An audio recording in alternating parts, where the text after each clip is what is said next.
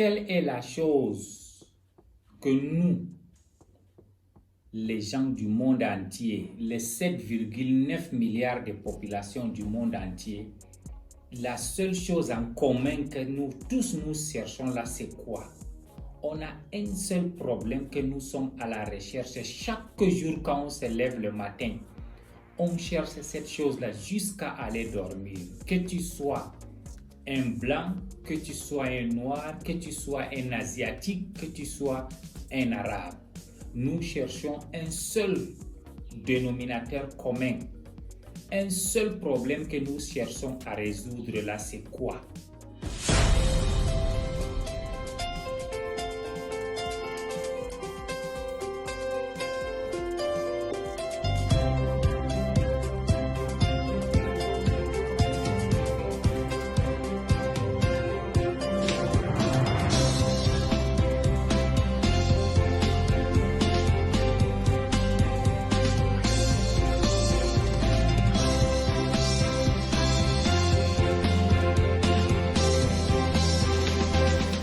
Je vais vous dire aujourd'hui, nous sommes à la recherche de la joie et le bonheur. Que ce soit, on a les différentes religions, que tu sois musulman, que tu sois christianiste, que tu sois bouddhiste, que tu sois hindouiste ou que tu sois de la religion juive qu'on appelle le judaïsme. Nous recherchons la même chose, on veut la joie. À la fin, l'être humain va avoir le bonheur de l'intérieur. Mais le bonheur, c'est quoi? La joie, d'abord, c'est quoi?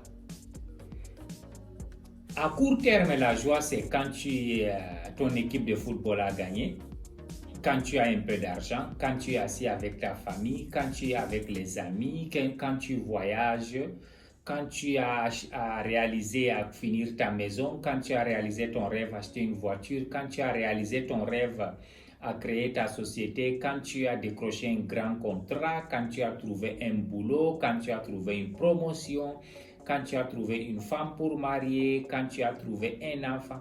Tout cet ensemble de choses-là, c'est la joie. Mais cette joie, elle est temporaire. Ça veut dire qu'elle est à court terme. Maintenant, la joie, la plus grande des joies, c'est quoi? C'est quoi cette joie-là? On a connu dans le monde, là, il y a les pays les plus heureux, les plus joyeux, les pays qui vivent dans le bonheur. Il y en a. Il y a les pays aussi les plus malheureux, les gens qui vivent dans la frustration dans ces pays-là. La classification mondiale a montré aujourd'hui, il y a les pays où les gens sont heureux, il y a les pays où les gens sont malheureux. Mais c'est dû à quoi? Je vais vous dire aujourd'hui. Un exemple. Les expériences, les investigations, la science a montré que le pays comme la Finlande, c'est le pays le plus heureux, là où les gens sont joyeux, les gens vivent avec le bonheur. Mais pourquoi ces gens-là, ils sont heureux? Et le pays le plus malheureux, c'est Afghanistan. Et le deuxième pays le plus malheureux encore, c'est le Sud-Soudan en Afrique. Le pays le plus heureux, c'est la Finlande. Le deuxième pays le plus heureux, c'est la Suède. Mais pourquoi cette différence-là? Imaginez que les pays riches, même comme les États-Unis, ils viennent en 17e position. Le pays comme la Chine, ça vient presque à 30 et quelques 39e position. Les pays riches, souvent, la richesse en elle ne te donne pas la joie et le bonheur. Il y a beaucoup qui se disent que quand ils ont l'argent, ils vont être heureux. Quand on demande qu'est-ce que la joie, ils disent si tu as un peu d'argent, tu peux voyager là où tu es libre de voyager. Tu ne travailles pas pour quelqu'un, tu es joyeux. C'est vrai, mais c'est une joie à court terme. Je vais vous expliquer.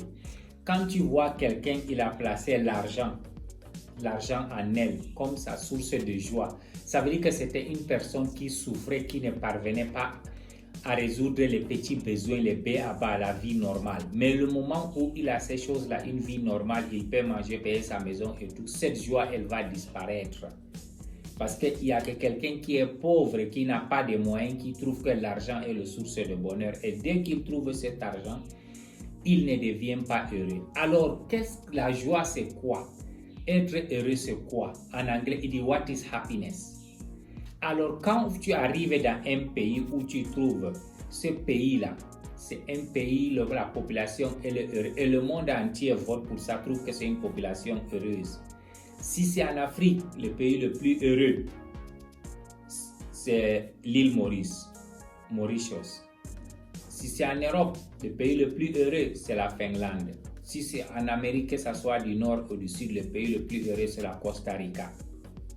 Quand tu pars en Asie d'en bas là-bas, le plus heureux, c'est la Nouvelle-Zélande. Quand tu vas en haut, le plus heureux, c'est le Japon. Mais pourquoi ces gens-là, ils ont une vie heureuse? Mesdames et messieurs, il y a 4 facteurs qui déterminent la joie et le bonheur d'une population. Un, d'abord,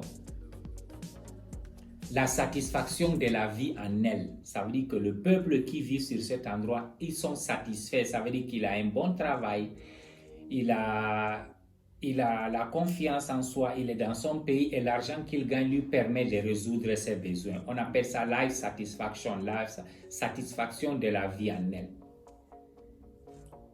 La deuxième des choses qu'il fait, il y a le support social. Le support social, ça veut dire que tu vis dans un pays où le peuple en elle-même, elle est déjà courtoyante, elle est gentille, elle est supportive. Ça veut dire que les gens vivent beaucoup en communauté et les gens, ils s'aiment, ils se respectent. Ça veut dire qu'il y a moins de crimes, il y a moins de vols, moins d'agressions, il y a moins de mauvaises choses. Ça veut dire que tu vis dans un pays où tu es à l'aise, il y a certaines choses qui ne t'arrivent pas en esprit.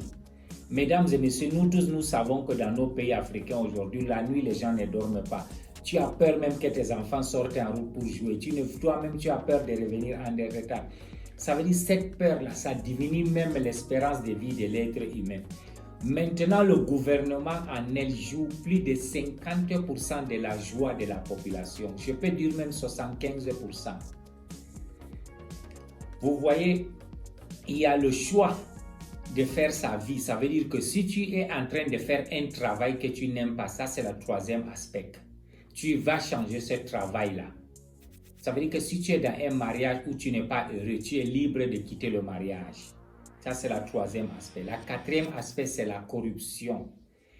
Je vous dis, mesdames et messieurs, que la corruption contribue à 30% de la souffrance de l'être humain. Parce que là où il y a la corruption, il y a l'injustice. Ça veut dire que le peuple se lève le matin, il a peur. Si quelque chose arrive, il n'a pas de moyens. Ça veut dire qu'il sait qu'il ne va pas gagner la bataille. Cette peur-là, ça te diminue l'espérance de vie. Cette peur-là fait à ce que tu ne peux pas devenir quelqu'un. Alors, ces 4 aspects-là, la satisfaction de la vie, le social en elle-même que le gouvernement, je disais, doit participer. Vous voyez, l'éducation joue au moins 60% de la joie du peuple. Quand les gens sont éduqués, ils savent ce qu'ils veulent et savent ce qu'ils ne veulent pas. Quand les gens sont éduqués, ils trouvent des options. Si le gouvernement a facilité l'éducation, le gouvernement a facilité le système de santé, le gouvernement a facilité le système social, le gouvernement a facilité le système d'infrastructure. Je vais aller loin pour vous dire aujourd'hui qu'il y a des gouvernements aujourd'hui qui ont créé le ministère de la joie et du bonheur.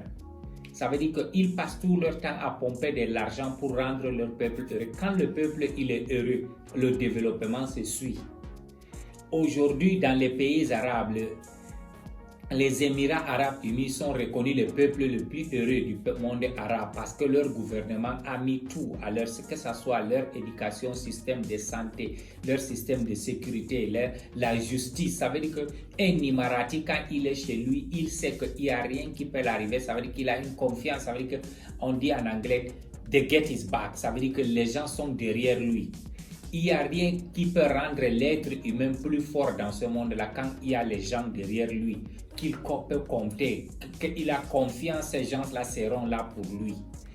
Alors, mesdames et messieurs, toi aujourd'hui qui vis dans ce pays-là, dans ton pays, est-ce que ton pays-là, le peuple, il est heureux?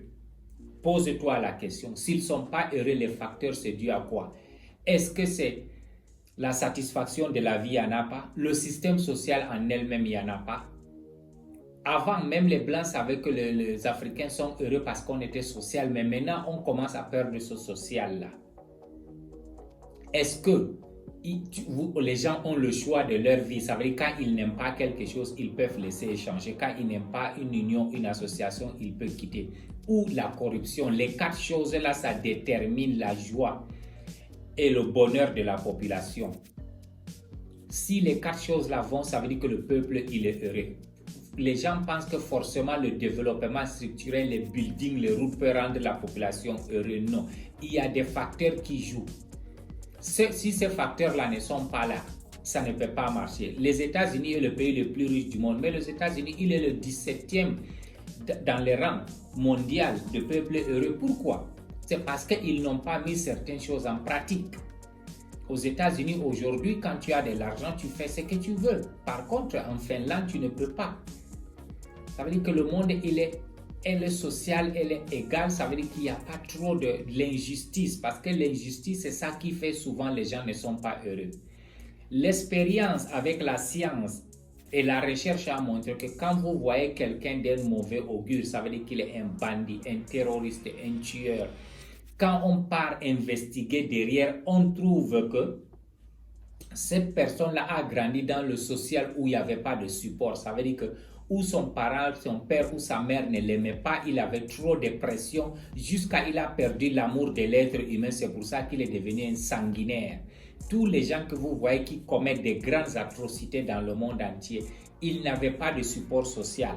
Parce que toute personne qui a un support social, qui a grandi dans l'humanité, ne peut pas le faire. C'est ça, nous sommes des animaux et notre système d'éducation nous tourne comment on doit être. Mesdames et messieurs, bienvenue sur Develop Africa. Je suis le bulldozer du développement africain. Quand on parle de la joie, s'il n'y a pas la joie et le bonheur, tout ce que tu fais dans ce monde-là, c'est en vain. Nous tous, nous connaissons aujourd'hui, l'islam a parlé de la joie et le bonheur, le christianisme a parlé de la joie et le bonheur, le bouddhisme a parlé de la joie, le hindouisme a parlé de la joie et le bonheur, le judaïsme a parlé de la joie et le bonheur. Mais pourquoi on ne parvient pas? On ne parvient pas à maîtriser ce bonheur-là. Ça, c'est la question que je vous pose. Ça, c'est le défi. Allez rechercher et envoyez-moi les commentaires. Pourquoi on ne peut pas lancer ce défi? Merci beaucoup. Merci beaucoup. Une très belle journée.